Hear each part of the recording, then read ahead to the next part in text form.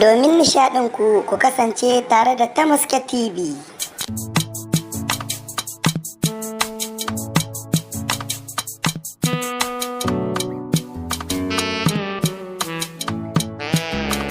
Madubin zuciya bisa cikin faɗi gaskiya, yau gana a damuwa ba ni ganin ki a raya zuwa bisa. Madubin zuciya bisa cikin faɗi gaskiya, yau gana a damuwa ba ni ganin ki a raya zuwa bisa.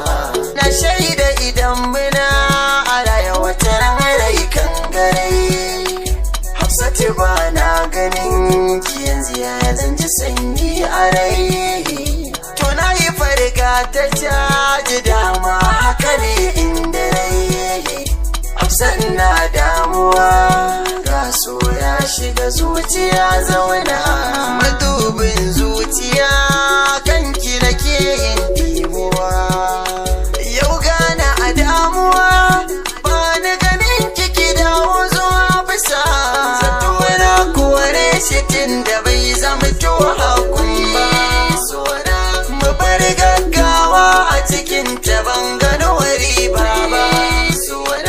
Abin da ya dame da kusa ce ba zan boye ba, dan ce mini kawana ta gaskiya ba zan ki faɗi ba.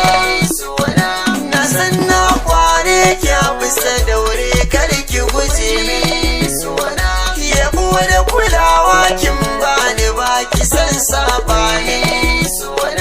Amma na butulce wasan ki zan so ki yafe min. Dan na ga tarafta iri-iri so ya nuna ni. Ina kike Hafsa ta gimbiya ki fito yau gani. Abinda na miki baya Hafsa manta ki yafe ni. Na gane kore na watan da kauna ta yi min rauni.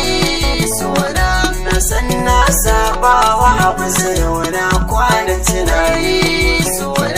Amma buri na bai huce in ga Hafsa a raye. Domin na yi roƙon ta gafara ta yi min na kiyaye. Sai bayan ba na ganin ta soye min ni kiraye. Amma na san Hafsa za ta zo min zan ta sawaye. Kukan da nake yi na tuna da na kushe. Na hantar Hafsa tunai ta kushe kun aiki. Amma ba kya nuna damuwa bisa kan fuskarki. Na za ka gani Hafsa na da mata babu irinki.